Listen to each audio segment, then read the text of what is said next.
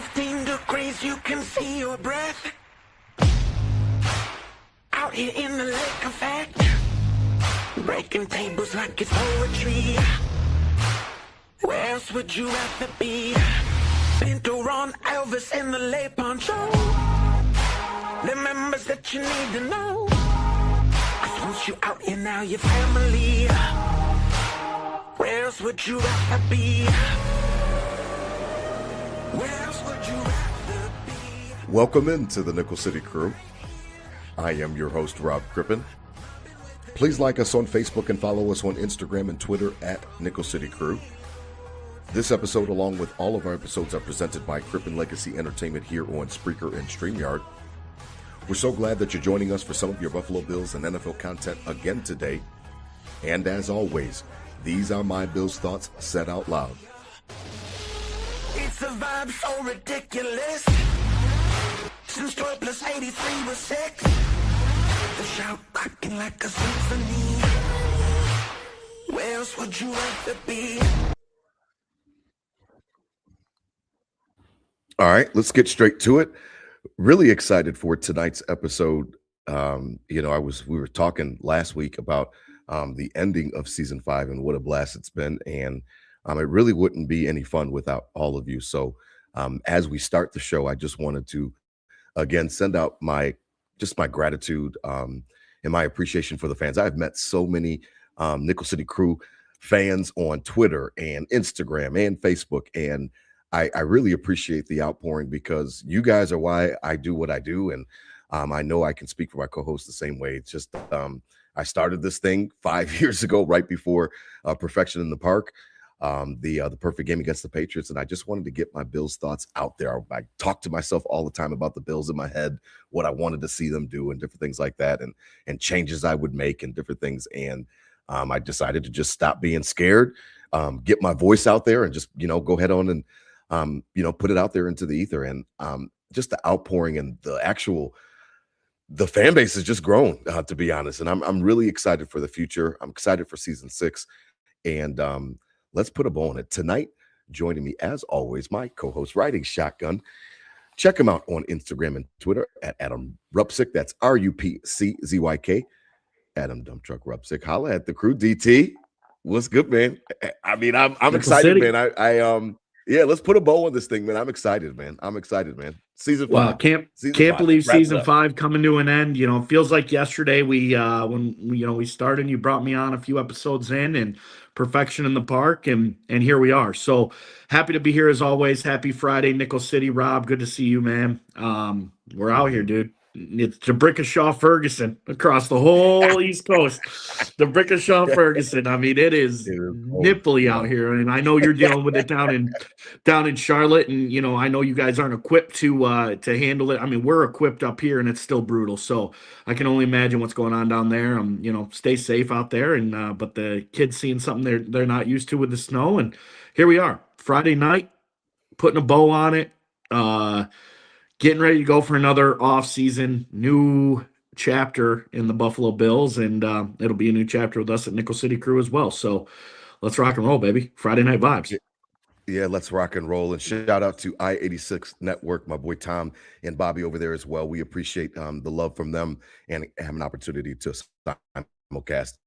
Well, DT, they finally did it. They came to a resolution. The Buffalo Bills have decided on who they want to be their new leader. Joe Brady was picked as the new head coach of the Buffalo Bills on, a couple days ago. And DT, I wanted to get your initial reactions of it and what you thought about it, because I know that, the cynic in me can always come out and can always kind of, put a glass half empty twist on anything. And after the press conference, I know that these are built for that and they're built to make you feel better. But I'll be honest, I felt a little bit better about it, but I wanted to get just your initial thoughts of leading up to it, the news, and what your takeaways are of it after the press conference the other day. Because for me, I know that I was looking for an offensive sided coach. You already knew that. I was not looking for a DC. Didn't really care about age or anything like that, but I wanted somebody that was going to have some fresh approach. And I think that you can look at it both ways because of the fact of who they hired. But I wanted to get your thoughts on it first, because I've got some thoughts on it as well, obviously, but I wanted to get yours first. Yeah, well, last week, you said the press conference was made to make us feel better, and that's how they're constructed, right? And that's how they should have been. And Yeah. after last week, Mhm. we knew that that's not the case all the time, right? Because that sparked, poured gas on already a pretty big fire, of the Bills Mafia, and that press conference just Mhm. did it bad. I think this week it was definitely better. Brought people back a little bit. I still definitely am a little critical of some things about it and decisions and moving forward. But overall, Joe Brady coming in, another in-house situation. This is why I was so adamant last week that I thought not necessarily I would have been okay with it, but definitely thought they were bringing Dable back because this is just the MO of Yeah. of what Pagula does. Mhm. Lindy Ruff coming back to the Sabres, Kevin Adams staying 3 years longer than he should have. Jordan Boyer, Mhm. Gabe Davis, Bobby Babich, and Joe Brady were both internal hires into their coordinator roles. And so it just That's right. seemed like that they were going to go somewhere in that direction.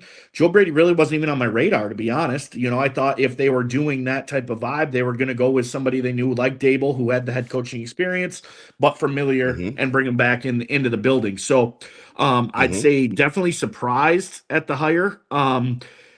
Got into again just that flowing fire of that was started last week and gas poured on it by Terry and Brandon, and then Mhm. kind of rolling into, oh, we're hiring Joe Brady, and that fire just that wasn't the water that to put out the fire. But now I think you had a little too much smoke inhalation. You take a break from fighting it, you go and get healthy again, and you're looking at it from afar, and I think we can piece it together a little more. I know everybody was real fired up this week, but a couple days later, press conference comes. I definitely am a lot more settled down, and we'll get into the specifics of it tonight. But Joe Brady coming in is it the 21st or the 22nd head coach?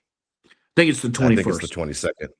Oh, okay. Is 22nd, it? Okay. yes. Or maybe You might McDermott be was right. the You might be 21st. right. Yeah, yeah. But either way, Yeah. a legacy of coaches, and he puts his name down, good or bad, coming up next. So we only have, what is it, till September, second week of September is only 9 months away. So, it's something we really got to worry about and be hasty about because we don't have a lot of time to dissect it. But all joking aside, Joe Brady's the next head ball coach. I was surprised. I knew they were going to do something familiar, but I didn't know they were going to go this familiar.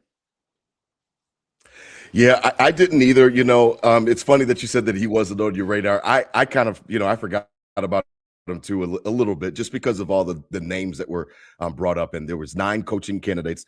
He was the first one to get the interview. And for me, I was kind of looking at it as, I was actually coming around to the fact that, maybe it was going to be that Udinsky kid or, you know what I mean? Or somebody that had no experience at all. And what's funny about it is that, Joe Brady doesn't have any experience as a head coach either. So, one of the things that I keep thinking about is that, well, everybody's first time was their first time eventually. At some point in time, it was their first time. So that was one of the things that started to calm me down. I think that it was They interesting said that because the about a fact hundred that, times yesterday. They said that about a yeah, hundred times and yesterday. it's, You're not a head coach. You're not a head coaching experience until yeah, you're a head coach. Yeah, yeah. yeah, and I understand where they're coming from with that and the logic behind it because obviously it's true. The thing about it for me, DT, was that I was worried that even not even a Dable, but I was worried that with Joe Brady specifically, that he was going to be more of an extension of being a yes man. You heard the word alignment used a couple times during that press conference, which we'll talk about. But I was more worried about the fact, well, is this guy being brought in to kind of just be Bean's yes man to a certain degree, like more like along the lines that, well, McDermott was bitching about the roster. McDermott was, kind of leaving breadcrumbs in the media, pissing people off in the building. Are you going to come in here and just kind of follow what I do and follow what I'm saying and kind of just take what I give you, that type of thing?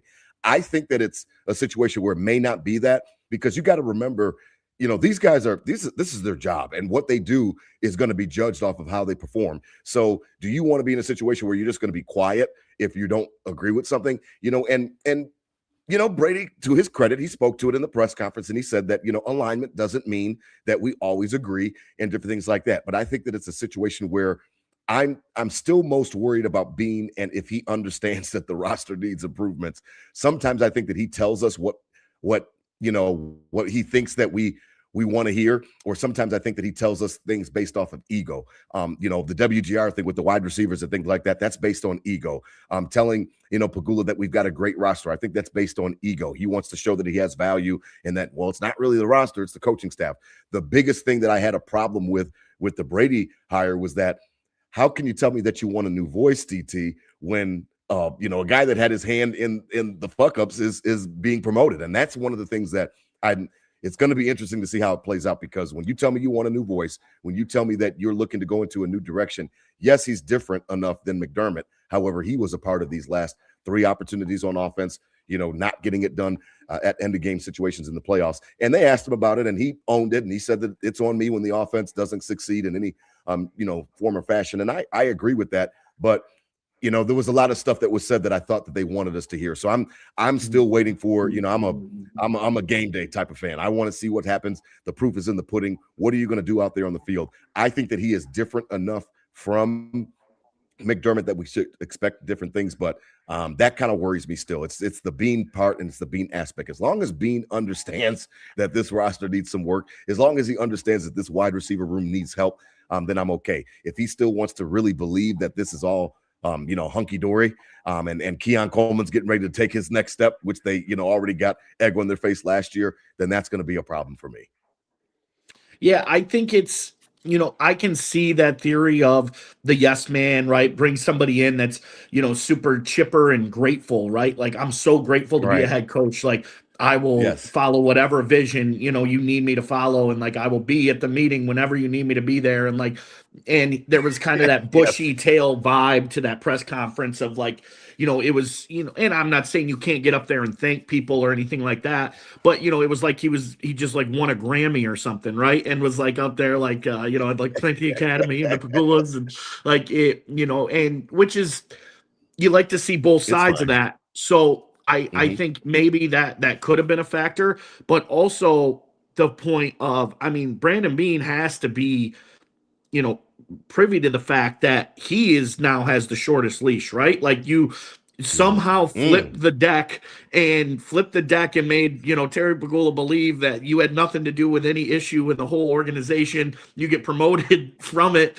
and move forward. So now, like, I think a first-year head coach in Joe Brady, even if the worst-case scenario happens last year, he's not getting the clip. It's not like Pete Carroll coming into the Raiders and putting up such a horrific performance you had to fire him. Like, this dude really is going to be on a training wheel schedule next year, and if he doesn't do well, they're going to give him another year.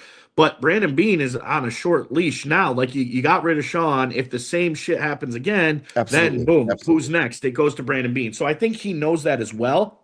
And, maybe they did want somebody, with alignment. And the weird thing about that in the press conference, when they said alignment, they kept pointing at each other. That was corny and weird, I thought. But, that's what it is. So I can see where bringing a yes man in, somebody bushy tailed, like they're just so happy to be there. You can really tell them whatever, and they're gonna agree, align, and move forward.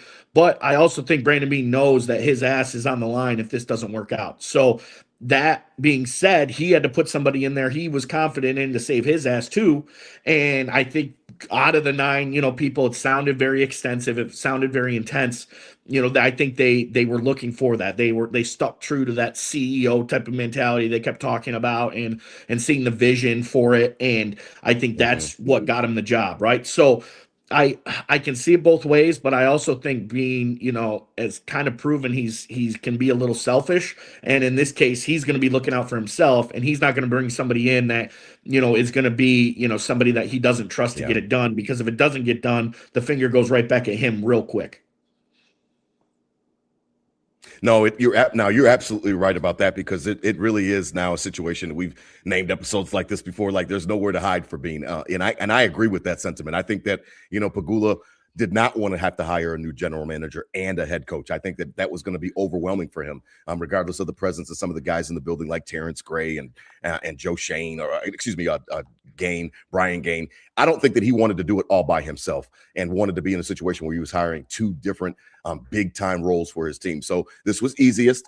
You hit that proverbial playoff wall like he kept talking about, and this was an opportunity to go in a different direction. So I agree with you that I think that Bean is going to be running out of places to hide, and he's got to understand. And it's funny about Bean. The funny thing, and that's why I said what I said, is that I think he's a bullshitter. Like he's a good bullshitter. Like he tells us that, we don't need wide receivers. Everybody eats. And then he goes out after, week 5 or whatever, and he goes and trades for Amari Cooper. Then last year tells us, oh no, it's everybody eats. And we scored 30 points a game. He goes on WGR pumping his chest. And then what happens by the end of the year? Trade deadline, it's hey, I tried to trade for guys, these new GMs just don't want to make a trade. Like, so I think that he realizes that the wide receiver room needs help.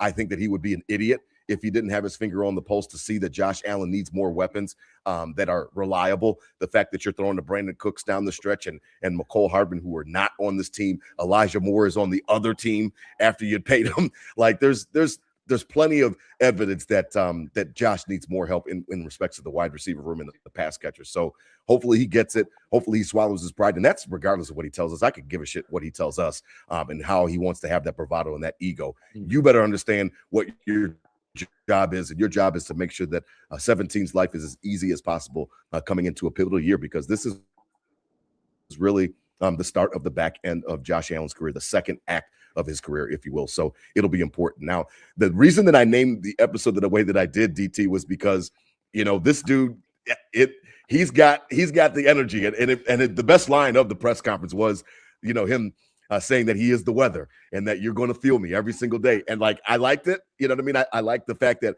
he's got this attitude and this infectious like energy that it's not phony. I will say that. I'll put my hand up right now because I know how to call out a bullshitter. I do not think that he's being phony at all. I think he really believes the things that he's saying, and he wants to bring in a culture where I think that it's going to be a little bit intense but looser at the same time. I don't know if that makes sense, but it was funny because what's his name?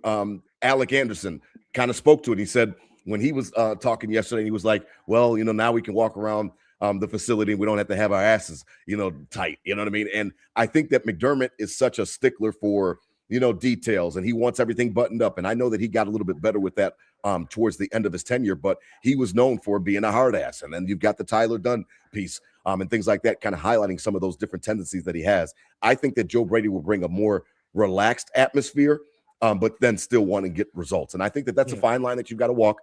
He talked about it a couple times in his press conference, how I'm not the offensive coordinator anymore. I'm the head coach. I can't wait. He went on Pat McAfee and said, I can't wait for Josh to throw a fucking pick so I can be, cheering with the defense and showing them how I'm on their side too. And I think that that's going to be really important, is to kind of separate, OC from head coach. He's now CEO, like they keep talking about. He's now the runner of the franchise. He runs everything in respects to the football department. And I think it's going to be very important for him to get that message across quick and early, so that the guys on the defense knows that this guy's not just here to pander to Josh Allen. He's here to coach us, and he's going to coach us and have our backs. I think it's important. Sure, and that's a great way to put it. Going to be looser but more intense, and I think that's exactly way. Like, McDermott, very stoic, very even keeled, never too high, never too low. But like you said, the details and walking around with your asshole tight, whatever the case is. But this, that's with Joe Brady, Joe Brady on the fact of he's going to come out and be intense and get in your face, and he was saying like he cusses and he goes in and. We're starting to, get into that new level of like before Sean McDermott. You look around the league and you see all these things happen, and there's a little bit of, I think, Bills Mafia. I definitely, a part of me, not that I was screaming to get rid of Sean all the time, but the fact of a little jealousy on like other teams, like getting those coaches around the league, right? Sure, the Dan Campbells in Detroit, you're coming in and it's a spectacle, and you're in the headlines because you're intense and the team loves you and you're younger. And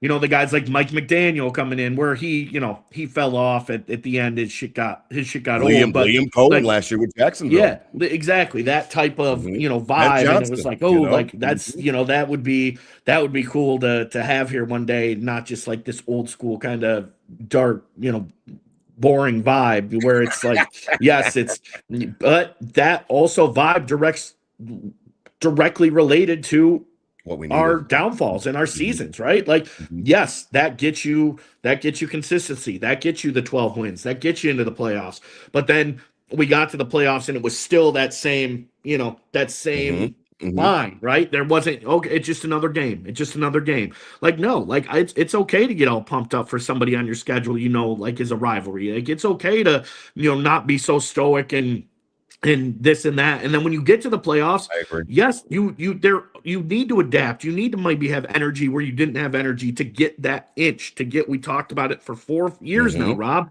The game of Yeah. inches and Yeah. getting Mhm. burnt on that inch in these losses, like you might need that little extra energy to give that pop in that inch. So it's gonna look completely different. I think it's something in the back of our heads. Maybe we weren't vocal about it, but all of us kind of wanted and we're jealous of around the league of like these other young coaches coming in and making like names for themselves with their energy. Mhm. And I think we're gonna see that now with Joe Brady and the Buffalo Bills. So it's interesting. We don't know if it's going to work, right? That's our fear of it, of getting away from that detail and that plain line. Like if it's Mhm. too corny and too BS and it drops under it, oh well, then we would rather have the plain line and the details. But I think obviously it's not going to be reckless. I don't think. I think it's, these Mm. as part of the continuity and being part, this dude was on the Sean McDermott tree. He learned a lot of things from Right. Sean McDermott the past 4 years.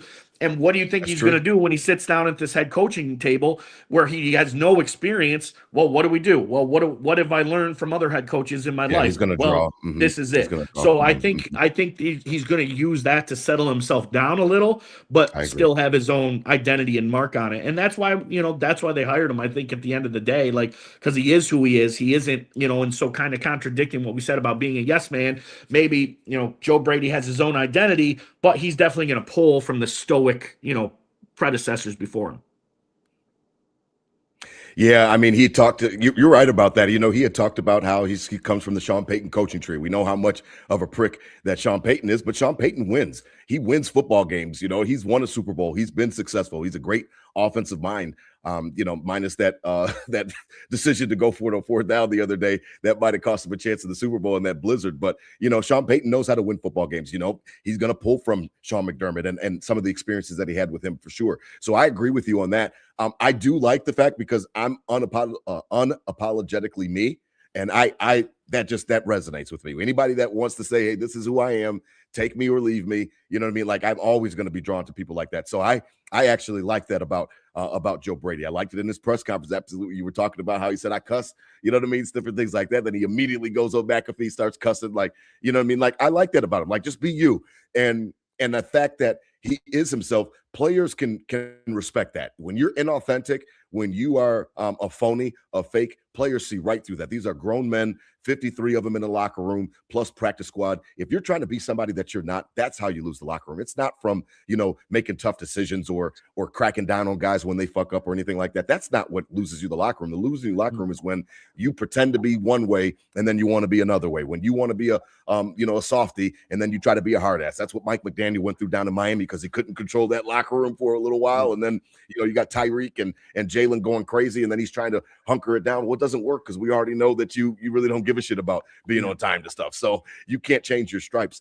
I think that Joe Brady is authentic. I think that he will be himself, and that's one of the things that I'm looking forward to before we go forward and transition. But last thing, DT, about that press conference was that when I heard him, kind of talking about his relationship with Josh, I thought that it was important, and I thought that any candidate was going to have to relay, how are you going to make Josh's life easier? We talked about it all the times with layup lines, and we've had those episodes where, and that's where I think that Brandon Beane is so important that he really, I hope he's bullshitting, that he understands that this wide receiver room ain't cutting it, because if you give Josh the weapons, I think that Joe Brady, he was asked one time, were you able to call games the way that you wanted to call games? And he kind of danced around it a little bit and said that, there's a certain way to win a game and we come up with a plan or whatever the case may be. I don't think that he necessarily wants to be the run heaviest team in the league. They asked Josh about it when Josh had his portion to the media right after that press conference. And he talked about, well, it's not like I want to be number one, but I also don't want to be number 32. There's a balance in there. There's a, the case may be. So I think that they both get it. I think that they understand, and maybe it wasn't that Sean McDermott was calling plays. I know that he wasn't, but maybe it wasn't that Sean was telling him ahead of time, you need to run the ball 45 times today, or whatever the case may be. But maybe it was just more implied with the game plan leading up to that week. Like, well, this team does, they got a great pass rush. We might want to run it more, where you got to kind of like, what your boss is really asking without saying it. So if you go rogue, then it kind of puts you in a bad light. Maybe now that he's free to run the offense, he's now the head coach, he's running everything. Maybe we might see a different type of offense. I really was interested to see what you thought about that, because that's been going around. That was my first tweet, was that, well, maybe we better all pray that he was just running McDermott's offense. And people are like, well, McDermott doesn't call plays and yada, yada. And I'm like, I know that. But like, anytime you're getting pressure from your boss, you kind of know, and you can feel it, whether it's said or it's unsaid. So I'm really looking forward to seeing if he gets a chance to kind of open this thing up. Yes, we were effective. Yes, we had effective offenses running the ball. I know that we put up points per game. All the analytic guys want to tell me about the number one in DVOA or EPA per play. I get it.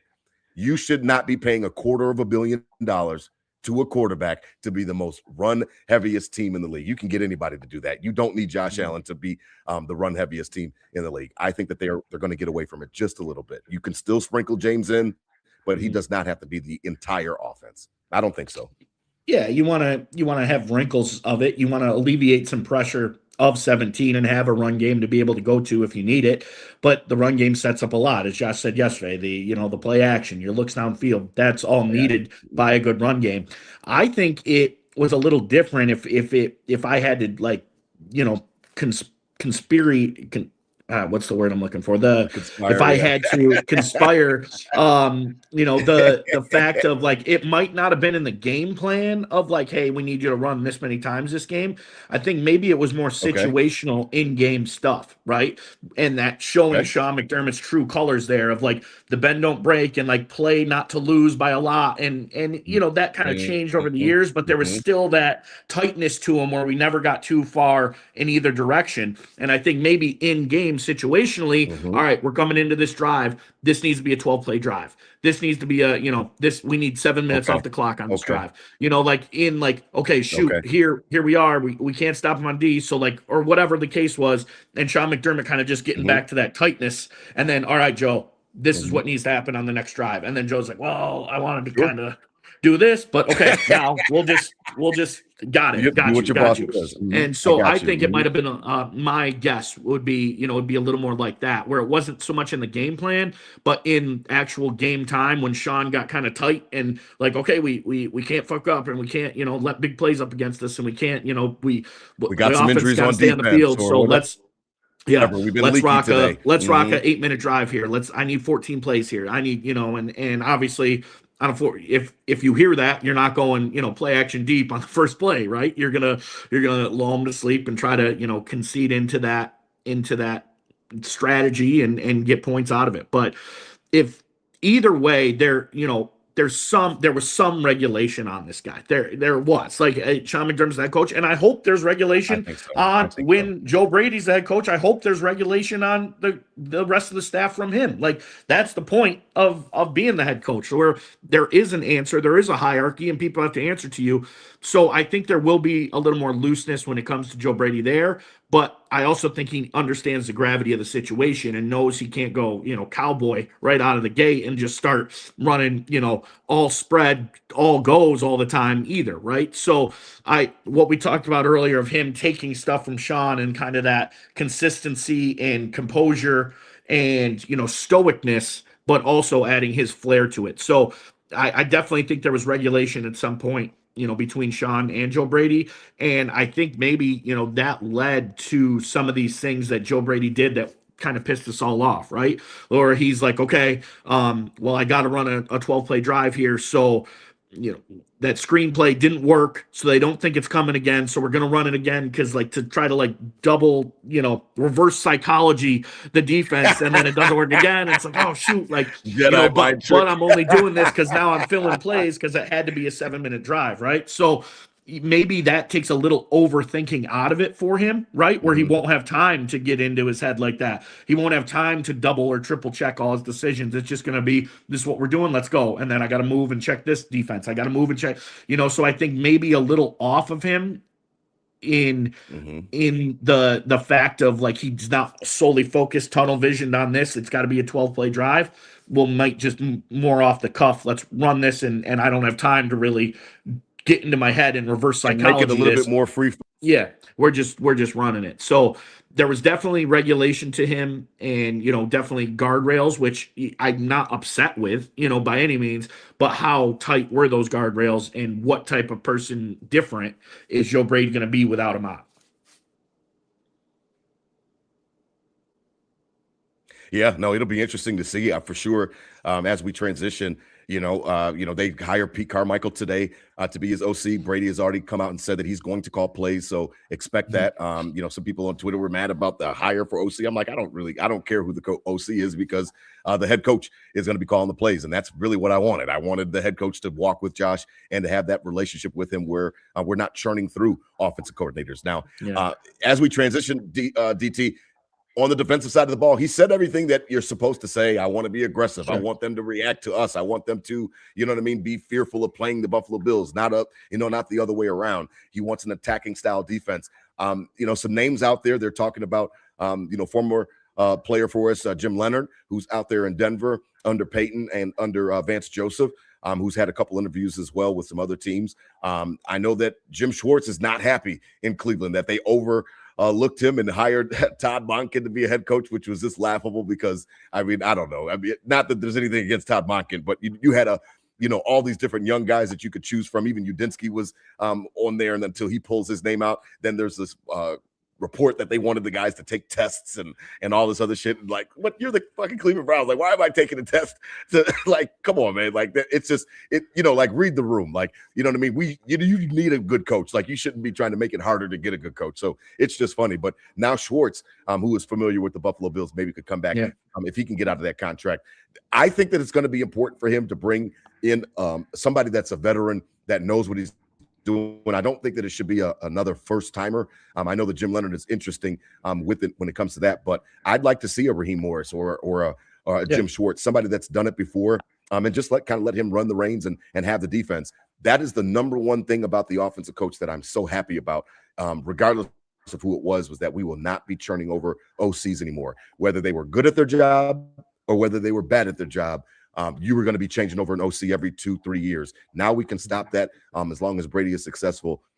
I think it's going to be important who he finds for defensive coordinator, but I do think that it could be a different looking defense. It definitely is not going to – I don't think it's going to be just bend but don't break, as we always have seen.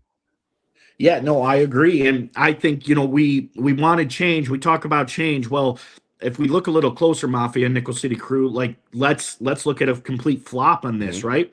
You look Sean McDermott, the older, stoic, defensive-minded, two young, up-and-coming coordinators, right? Now, let's flip that. Now we have the offensive-minded, young head coach. Let's get those veteran coordinators to kind of back him up and keep him in check and kind of teach him along the way of things like this is how it's done. And with Carmichael, he's been a coach for years, and he was the OC and all the way back with Drew Brees, I think in San Diego, with the Saints for a while with that, and Sean Payton called all those plays while he was the offensive coordinator. So this dude is very comfortable coming in and not being able to call plays, but definitely has an understanding of how an offensive coordinator needs to be rolled. And I think, I don't know who his head coaches were, if he had to help a younger coach along the way or anything like that. I didn't look that deep into him. But I think, if we want to see the change, let's see the whole flop here of old defensive-minded coach, young up-and-coming coordinators, flip that, young offensive coach, now stoic, experienced coordinators to come help him and get his back a little in that. And they did that on the offensive side. We'll see what happens on the defensive side. But with the way the defense looks, yes, I think it is going to change. I think, something has to be said about putting this much capital into the defensive side of the ball and really seeing no change, year in and year out. Like, we're throwing guys out. Like, drafting everybody, Preach. signing guys, throwing people into this defense, and it looks exactly the same each and every year, right? So I think talking about being a yes man and following the alignment of Brandon Beane's probably like, bro, I'm throwing 40 people a year at this defense, and we're not seeing anything different.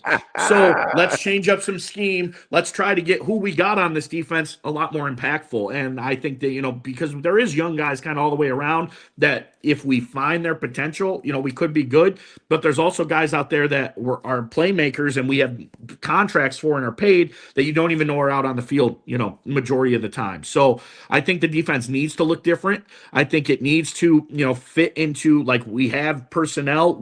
Let's do something else to see if this personnel plays better in this, because we keep throwing all these resources at it and it looks exactly the same. So I'm excited to see the little difference in that. I also think there's a vibe on the defensive side of the ball with Joe Brady's confidence on the offensive side, as again, opposite of Sean McDermott. Sean McDermott maybe didn't trust the offense enough, so he kind of bottled them up, and then we're gonna win it on defense. On this side, I think the mentality is swift into what we've kind of been talking about. Like, let's go out and just score 40. Like, screw them. Like, they got to, they got to come score on us.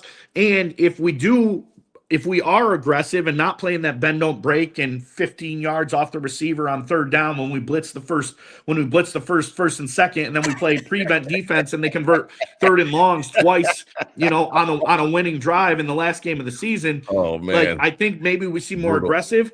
What happens with more aggressive? Your risk increases to get burned more.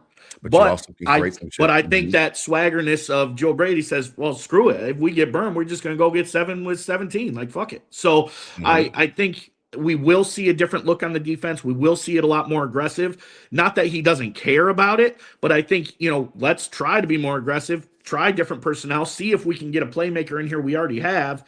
And if we get burned a few times, that's on me to get the offense rolling to make up for it. Yeah, it'll be interesting because, and not only is that you could get burnt, but, you can force the offense to make some mistakes as well. There's a flip side to that coin as well, that sometimes, chaos can create confusion. So sometimes when you're blitzing or you're being aggressive and you're disguising coverages, which McDermott was good at disguising coverages, but it was just very, very vanilla. It was very, very, like you said, it was just sit back too many times. And we've seen it over and over again. So which is why I was never mad that McDermott was gone. I wanted them to do the right things after he was gone. And it'll be interesting to see how it works from here on out, because I don't think that aggressive means that you just have to get burnt. You can also cause some fuck ups for the offense as well. So it'll be interesting. Now, as we begin to transition and wrap up tonight, DT, I wanted to kind of get a season 6 preview. We will be done, Nickel City Crew, till, I don't know, man. It'll take a Justin Jefferson type surprise trade for us to get back. New GM over there now. Yeah. We're gonna go ahead on and relax a little bit, stretch our feet. I've got no interest in the Super Bowl and what happens. I just saw this come across before we started, that the Seahawks are going up for sale after the Super Bowl, and that they could go for $7 to $8 billion. And I'm like, man, talk about striking when the iron is hot. Like, that's a perfect time to sell. Sell high, baby. Sell high. Like, buy low, sell high. It just made me chuckle. So we'll all pray that Seattle wins and we don't have to listen to Patriots fan all off season long talking their shit. But after this, we're going to just go ahead and just relax a little bit. We will be back at you guys. You guys know the DT and I are not huge draft guys. We usually, I already know I'm definitely a guy who's on my team. All right, what's his name? How do you spell his last name? All right, let me go to YouTube and watch some highlights. That's kind of what I am. Yeah. Like, I don't get caught up in the minutia, and I know that some people do, and that's to each his own. I know that there's a bunch of draft coverage, and it's definitely consumed. But we're gonna chill out. We will be back at you guys the start of season 6, right around the draft, right around OTAs, stuff like that. Start getting ramped up, and we'll be back for season 6. But as we wrap up season 5, DT, I wanted to get a preview. What do you think are going to be some of the tent poles that Joe Brady is looking for? We talked about aggressiveness. We talked about his attitude, different things like that.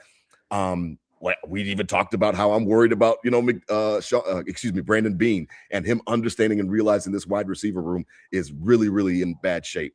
What are you looking for to see some of the things throughout this offseason as we look at it from afar that'll kind of give us some tells that Brady's getting what he wants to a lesser degree? Well, good news today. Salary cap comes out, and Yes. obviously it increases Yes. every year. But Yes, so Bree, stop increases telling us that you got to save money.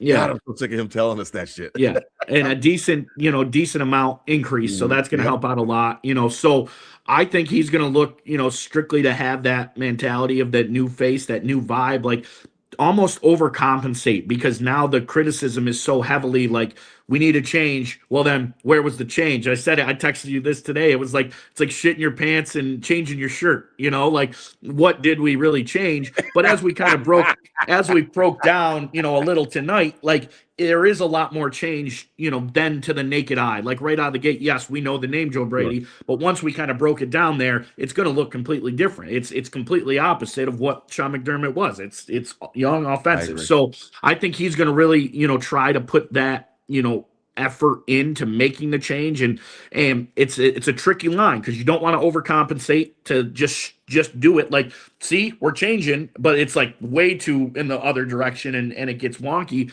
But I think he's really going to put his stuff into it and really put his energy into making a new identity for this team. That's going to come with, I think, a lot. You're going to see, just with salary cap purposes, there's going to be a lot of different names on this team next year. These guys we're paying too much money for that aren't contributing to the squad are going to have to get restructured, are going to have to go, and other people are going to have to come in. So I think that's how it's going to kind of start. And then, that mentality, which I really liked what he was saying about, because that's kind of where I get to, like, and where I was in the playoffs and matchups, and the Jaguars they match up so much better than us, all that bullshit. Roll the ball out and play, baby. Like, roll the ball out and play. And we have proven, and 17 has proven, wherever that ball rolls out, he's in the game no matter what, right? So that's still going to be the case. But that fact of you got to play us, you got to play us. And that is different from the mentality of like, well, it's trust the process. It's the Bills way, and it really doesn't matter outside forces. This is like, I can know who you are, but you got to play us. And that, and so I'm looking forward to that type of energy being jolted into this community and into this team, and the continuity piece of, use that to your advantage. The team already respects you. The team already knows you, so you don't have to go in there and kiss ass to anybody, right? No. You maybe being a Pagula if that's whatever. But I know the rest of the staff go in there and you don't have to kiss ass to anybody. So I'm looking forward to practice what you preach here. Let's see that change. Let's see that energy. We're gonna see some roster movement. Hopefully we get a receiver. I mean, they were breaking down on GR today how quickly we could not get a receiver and just kind of wade in what we have and say, well, this is good enough, but we need something to change in that regard. I don't care. I hope we don't draft. Trade the draft. Screw it. What do you mean? What do you mean by that? What do you mean? I want to trade draft picks for a playmaker. Yeah. I don't need to draft anybody this year. I mean, but well, it depends on who you're trading for, because it would depend. I mean, if it's Justin Jefferson, obviously, but sure, if not, I'm talking playmaker. I'm talking playmaker, or move up and trade to get that guy that's that we've been missing on in that 15, 16, 17 that is all pro receivers all over the league, this year. So I'm looking forward to the new energy. I'm looking forward to Joe Brady putting that type of mentality into this team. And I think the organization knows they kind of fucked up last week and knows the temperature is really hot.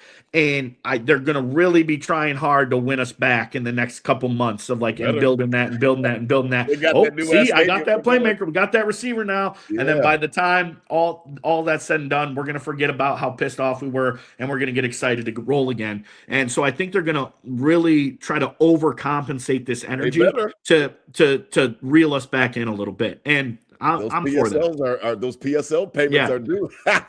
And that's the thing. That's like where I'll stand on my soapbox of being, a little perturbed by the way that was handled last week, because it felt like Pagula and Bean versus everyone. Pagula and Bean versus the Mafia. Yeah, and you guys are idiots. You don't know, you don't know what you're talking about. And yet ask Daquan Jones how that went for him last week. So it's just not like the people that literally paid to build this stadium, the people that kids might not go to college because they had to pay for a seat. in this stadium, why don't you ease up with, telling us we're idiots and, you run the team and everything, right? So that's kind of the volume right now, and they need to change that. And they're going to use Joe Brady as the pawn piece to change that. And, I'm for it. I was pretty worked up this week, but that press conference, got me, okay, I like it. I like the energy. And there's some things I take, right? The continuity piece was something I really overlooked that is crucial. Like, we really don't have time for a coach to come in here and learn the whole building and learn the players and build a relationship with Josh Allen. And then if it week 7, 8, 9, and it's like, okay, now the coach is finally familiar with everybody and we're 4-4 or some bullshit. We don't have time for that. We got to get it rolling. And it's the game of inches. We need that inch. So that continuity of Joe Brady knowing we need that inch because he was there, he saw it, but already having the respect of the whole building, I think that's going to go leaps and bounds. Stuff I didn't really think about that now I kind of sit back and say, okay, like that's gonna be helpful. That's not going to hurt us in the fact of, he knows people and he's familiar with the team. But that's going to be helpful in the fact of, he's already a step ahead when it comes to that. Yeah, I mean, it's funny that you had said that because I was thinking the same thing. Like, it's when you start disrespecting the fans, that's when things kind of go sideways. So I think that Brady, he is so opposite of McDermott that it actually could kind of work. You know what I mean? Like, where it's not going to be just a whole thing about, a yes man type of thing, or whatever the case may be, or, you're there, you guys don't know what you're talking about. That press conference was so bad for some of those reasons, because I don't like to be talked down to. I don't like to be treated like I'm, like I'm not smart or like I'm less than, or whatever the case may be. And what does Pagula know? Like, he's a business billionaire. Like, this is his toy. So, like, don't tell me about about the personnel. You know what Brandon Beane is telling you about the personnel. So give me a break. You don't do draft evaluation. So I think that it's very important it was very important for them to get a guy that somebody can get behind. It seems like, Brady is going to be that guy. I don't have any problems with him or anything like that. I wanted it to make sure that it was exhaustive.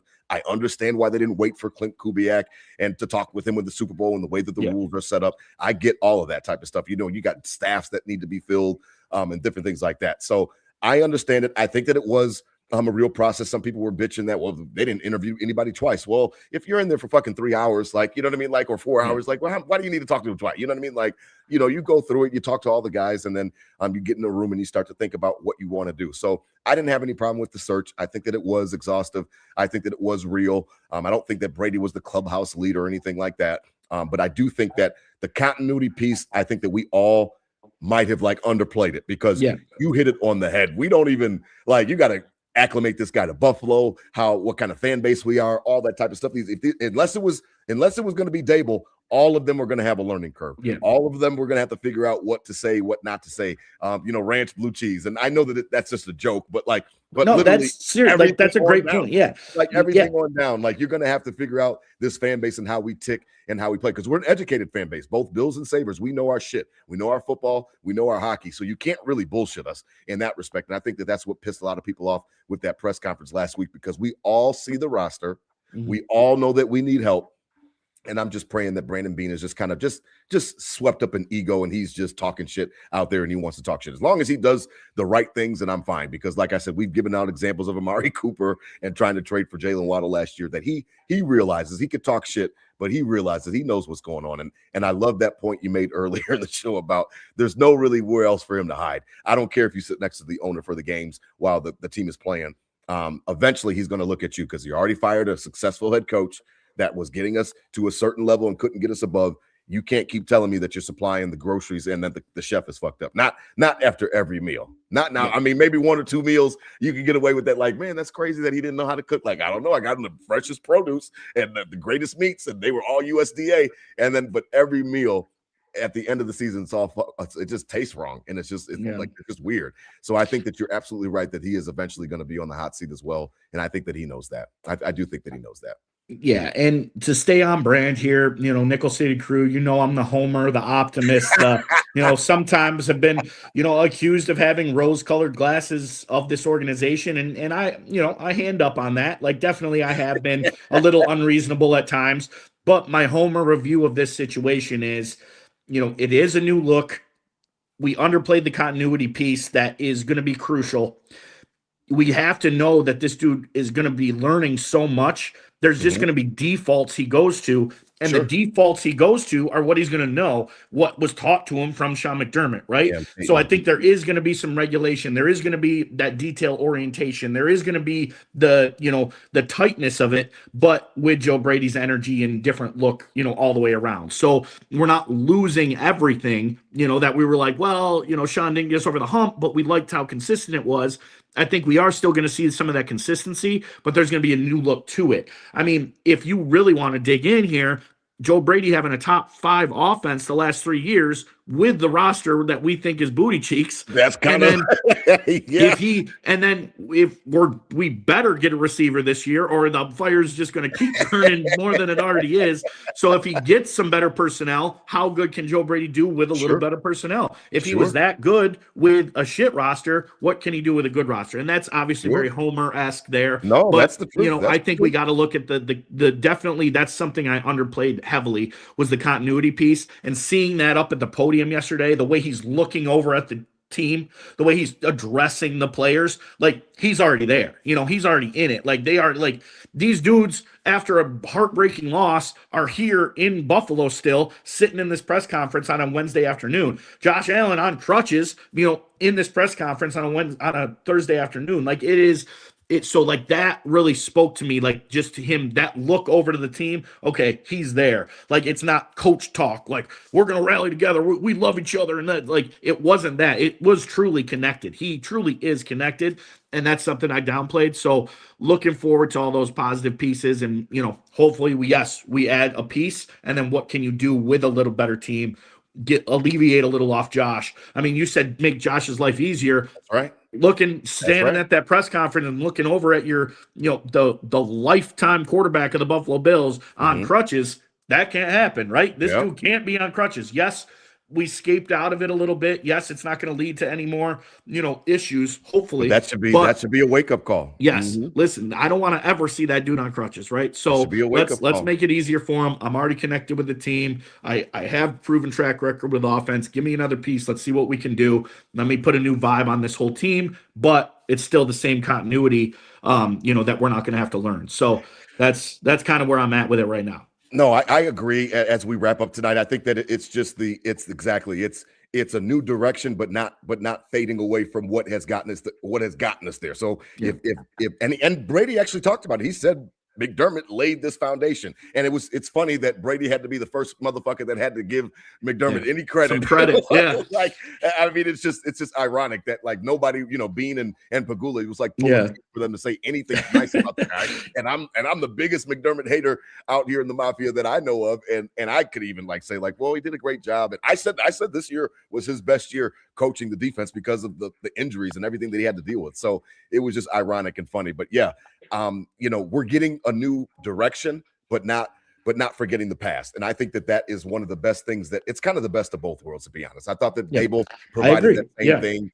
And, and obviously they might have been worried about the temperament or whatever the case may be. And can he keep his shit together on the sidelines and stuff like that? And maybe that was part of it. But Brady's fiery too. So I don't mind a fiery coach. I don't mind a coach that is emotional. I know that everybody used to get mad that all McDermott does is clap, and that would drive us fucking crazy because it didn't matter the situation. All he's going to do is just do that stupid clap. I get it. Brady's definitely more fiery than that. So I think that it's enough different to give Bills Mafia a different flavor, but it's still ice cream. It's just a different flavor ice cream. We're still eating ice cream. You know what I mean? So I think that will help us in the transition as these months go along. Well, it's been fun, DT. It's funny because you are the eternal optimist, and every year you may not say that we're winning the Super Bowl every year, but you got us in the damn game. You got us in the show. And I respect that about you. I love that about you because you don't waver on that. And I love that energy about you. And it's really what makes us good, because we're the yin and the yang. I'm always going to give it to you straight. I'm going to tell you how shit could fuck up, how we could crash this thing, how Titanic could happen. You may not see the iceberg, but I see it. I'm up at the top of the boat, and I'm like, man, you need to look out over here because there's a big-ass iceberg. So I think that we work well with each other for that. And I just wanted to just say that I love you, man. Season 5, as we wrap up I couldn't pick anybody better to be my co-host. I couldn't think of anybody that I'd want to do the show with. And DT said it right. It was a couple of shows in episode 1. Please don't go back in the archive because the show sounds totally horrible back then. But it's funny. About 7 episodes in, I was just like, you know what?